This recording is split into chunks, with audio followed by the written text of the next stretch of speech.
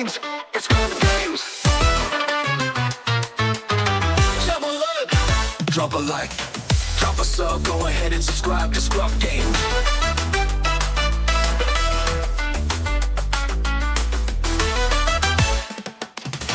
Drop a like, drop a sub, go ahead and subscribe to ScrubGames.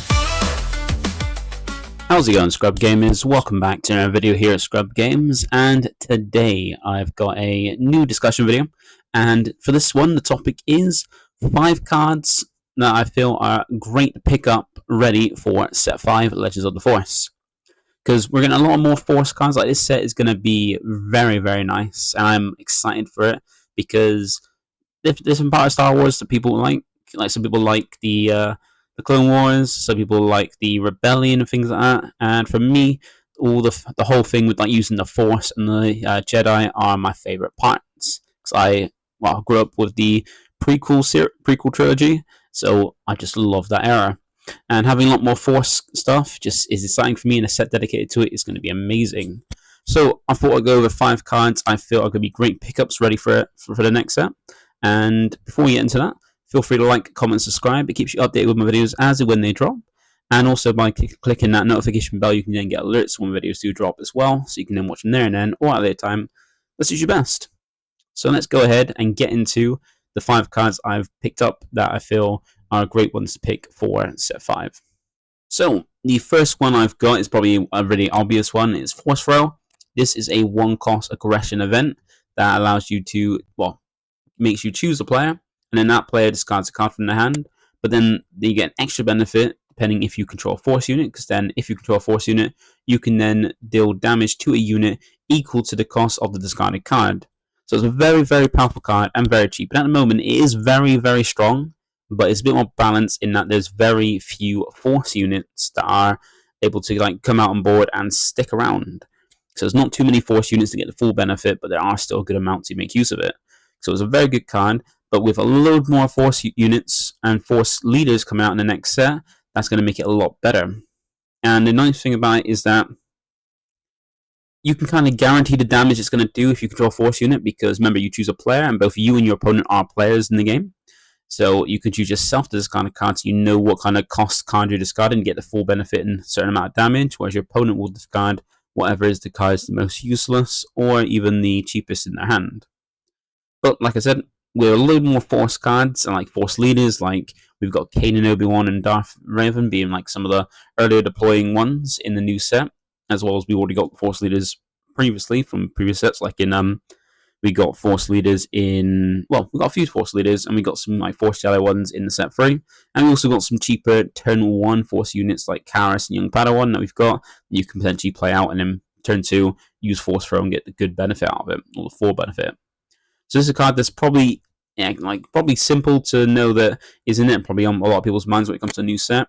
But then it's something that it's good to pick up because it's only an uncommon, so it's very cheap and easy to pick up.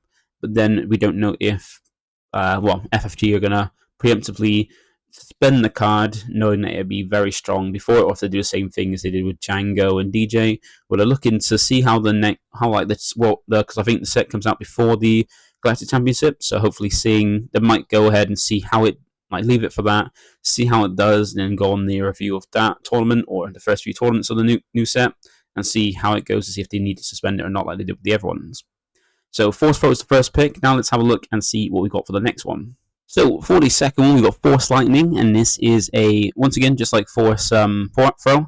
It's another Force event, a 1-cost event that's aggression and villainy, so it's more locked to villainy, so you can't use it with heroism. So it's locked to that side of the Force. So the legendary as well, and from set 1, so it might be a bit more difficult to pick up, but it's cheap because I imagine you've never really seen this or barely seen this be played before. But it's a really good line because it's just like a Force Throw, where the bare minimum you get is you get to choose a unit and it loses all abilities for its phase. Then more benefit if you control a Force unit. Then if you control a Force unit, pay any number of resources and deal 2 damage to the chosen unit for each resource paid this way. So it's a way to shut off effects off of cards at the minimum, which is pretty nice because you shut off those when defeated effects or permanent effects a card might have. And then you can also, if you've got a Force unit, pay an extra amount of resources depending on how many you have and how many you want to, and then deal 2 damage per one. So you can take out big things with a single card. And this is one that hasn't seen more play, but with more force units in the game coming out, then we can get more benefit from it. Because we haven't had many, like the force trait is more prolific in the heroic side than it is in just normal or the dark side. But with like a set dedicated force unit, to the force, and having more force units, more force leaders, we're going to get more benefits out of this. Like you've got some good ones in the new set, like Cunning and Karis for the turn 1 force plays, and also like Darth Tyrannus is a one that can come in with a shield, so it's easier to stick around, so you can use it next turn.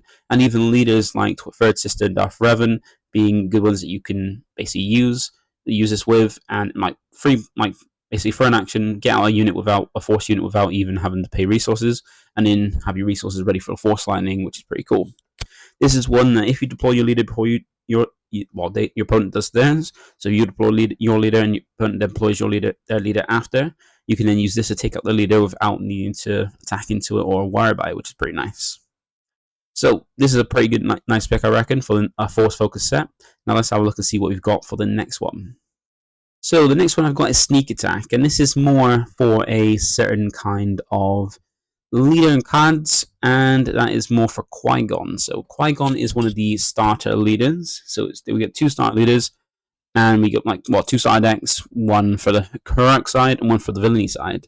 And Qui-Gon is the heroic side, and he's got a pretty cool effect where he can essentially bounce units back to hand by using the force, or when he's deployed by just attacking and surviving the attack. And then he gets to play something out that costs less than the card you bounce back. So you get to put something back into play, bounce something out, put something back into play, but it costs less than the card that you bounced. And Sneak Attack's a very nice one because you can play a card a turn ahead. So you can play because it reduces the cost of the card by 3 and it costs 2. So you're paying 1. You basically reduce the cost of the card by 1 for what you can play on the normal turn. And it also comes in ready, but at the end of the reroute phase, it defeats itself. So it's got to be defeated at the end of the turn. So pairing it with Qui-Gon means you get to play something a turn ahead than your normal resources. If you've got 4 resources, you can play out a 5 cost, which is pretty cool. And then be able to bring it in active so you can attack with it straight away, get it on the play and things like that. And then use Qui-Gon to bounce it back to hand so it doesn't die at the end of the phase, and play something back in that's 4 or less, so that way you can still have something in the play that you would normally play on that turn, and also then still have the card to play next turn when it can be played on normal resources. And not only that, you got a good use of it with Eefkoff as well, Eefkoff being a new force unit. That is also a new ramp card for the heroic side of Command, because Command is the ramp aspect, and heroic side doesn't have the best ramp compared to Villainy. Like every deck that's ramping normally resupply, but you have Super Laser Technician being a very good one from the for the dark side. But for Eefkoff, it's been a new one. It's a 4-cost 5/4. That's when defeated, you may use the force. You need to have the force for it, and if you do, you put this card in the play as a resource. So this is very nice with Sneak Attack and the new force spaces, because the force spaces require you to attack to be able to get with a force unit to get the force. So Sneak Attack, bringing the card in for 1 less and defeating it in a turn can trigger Eefkoff. And the fact he comes in ready, so you can attack with him and gain the force, means you can have the force and be defeated to fill the conditions for him to ramp. And considering that it plays a card in a turn before it can be played, and it be the 4-cost, you can play it on turn 2 at the very earliest. So same thing with resupply, being a ramp that same turn, but then still get an attacking for 5 damage, which is pretty cool, or attacking so you can take it out, and then also gain the force, defeat at the end of the turn, and ramp it, so you then go into more than 1 more resource that you normally would in your next turn.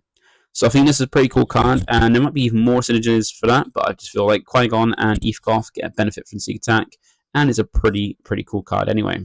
So that's the next one. Now let's see what we've got next in our list. So for the 4th one we've got is Now There Are 2 of Them. This is one that, well, we already saw play. Saw play at the beginning of set 3 when it was when it dropped, because it was a card that people love and would want to try out, but it's sort of died off where you don't really see much play out of it anymore. Like, I haven't seen for a while a deck play this. I've seen some versions of like Yellow Yoda and yellow decks like Cad Bane use it. But outside of that, you didn't really see much focus on it, because I think back then it was there was a vehicle focused stuff for like Cunning, so it wasn't seen much play. And even at the beginning of set 4, there was still the vehicle focused deck before Django and stuff got banned.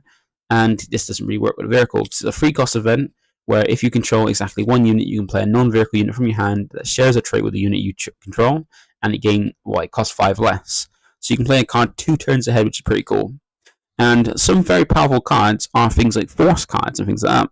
So having a set with more force units and more force units and stuff you can play on turn 1, and even some good traits like Force, Jedi Republic, or even Sith is a pretty nice one to have out, because you can get like Yaddle, Adi Galea, and Young Padawan is very nice ones. You can get Force or Jedi Republic units out that normally cost 5 on turn 2, which is pretty cool. You can even like Karis, you can get Karis out and play out the Old Daka out on turn 2, which is pretty cool. So then trigger Karis if you've got the Force, things like that, which is pretty nice.